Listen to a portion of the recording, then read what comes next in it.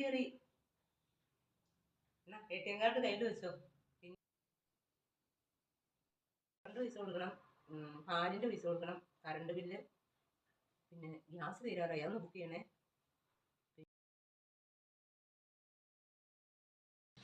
അമ്മ എൻ്റെ മരുന്നൊക്കെ തീർന്നെന്ന് പറഞ്ഞിട്ട് ഞാൻ മരുന്നൊക്കെ വാങ്ങിയിട്ടുണ്ടേ. 3-4 കൂട്ടം മരുന്നല്ലേ അമ്മ പറഞ്ഞത്, അതൊക്കെ ഞാൻ വാങ്ങിയിട്ടുണ്ട് കേട്ടോ. എന്നാ മരുന്ന് വെച്ചോ.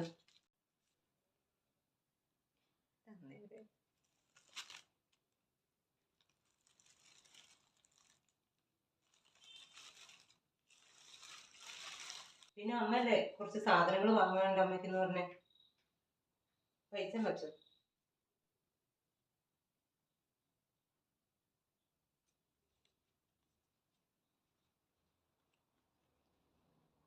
മോളെ നീ അല്ലേ പറഞ്ഞ കുറച്ച് സാധനങ്ങൾ വാങ്ങാൻ നിന്നിട്ടുണ്ടേ, പൈസ വെച്ചോട്ടോ. ബാക്കിയുള്ള കയ്യിൽ വെച്ചോ, അത് വണ്ടിക്കൂലിക്കൊക്കെ എടുക്കാമല്ലോ.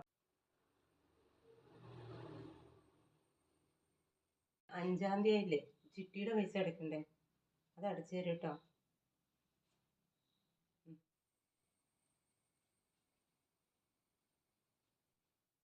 ഇന്ന് 10-ാം തീയതി ഹൗസ് ലോൺ അടയ്ക്കാനുണ്ട്, അത് അടച്ചു തരും. അമ്മ രമണി ചേച്ചി വിളിക്കുന്ന അമ്മേനെ, ഒരു 500 രൂപ കടം കൊടുക്കുമെന്ന്. 500 നോക്കട്ടെ, അമ്മയുടെ 500 ഉണ്ടോന്ന് സംശയം ഉണ്ടോ മോനെ. ആകെ എത്രയും പൈസ ഉള്ളൂ, അതാണ് 20-ാം തീയതി ആയുള്ളൂ. ഈ മാസം തികയ്ക്കണം, വണ്ടിക്കൂലിക്ക് വേണം, ബാക്കി എന്തെങ്കിലുമൊക്കെ ചിലവിനുണ്ടാവില്ലല്ലോ. എത്ര ഉണ്ടെന്ന് നോക്കട്ടെ. 100, 200, 40, 60, 80, 100, 300 രൂപ ഉണ്ടല്ലോ അമ്മയുടെ കയ്യിൽ. മോൻ്റെ കയ്യിലുണ്ടോ ഒരു 200 രൂപ എടുക്കാൻ? മോൻ്റെ കയ്യിൽ അവിടെ കാണാനൊക്കെ. എന്താ രമണി ചേച്ചി ചോദിച്ചപ്പോ പൈസ തികഞ്ഞില്ലേ? അമ്മ ഈ പൈസ എടുത്തില്ല. മോൾ ഇത് കൊടുത്തേരെ രമണി ചേച്ചിക്ക്. 20-ാം തീയതി ആയപ്പോഴേക്കും കയ്യിലെ പൈസയൊക്കെ തീർന്നുല്ലേ. ഇതാ ഗവൺമെന്റ് ഉദ്യോഗസ്ഥരുടെ ഒക്കെ അവസ്ഥ. ഇനി 10 ദിവസം തള്ളി നീക്കണം, 1-ാം തീയതി ആവുന്നത് വരെ.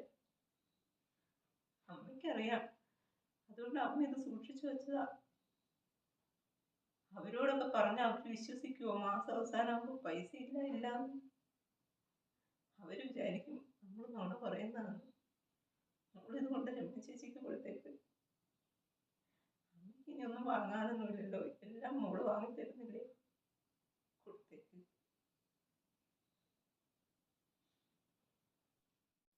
അമ്മ കേട്ടില്ലേ ഞാൻ പറയുന്നത്?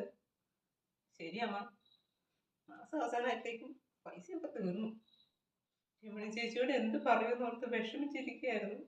അപ്പോഴാണ് അമ്മ ഈ പൈസ കൊണ്ട് തന്നത്. ഇനി നാണം കെടാതെ എനിക്ക് കൊടുക്കാലോ. അല്ലെങ്കിൽ അവരൊന്നും വിശ്വസിക്കൂല, പൈസ ഇല്ല എന്ന് പറഞ്ഞാ. ശമ്പളം കിട്ടിയത് എന്തിയെന്ന് അവർ ചോദിക്കുള്ളൂ. ഓരോരോ അവസ്ഥകളെ.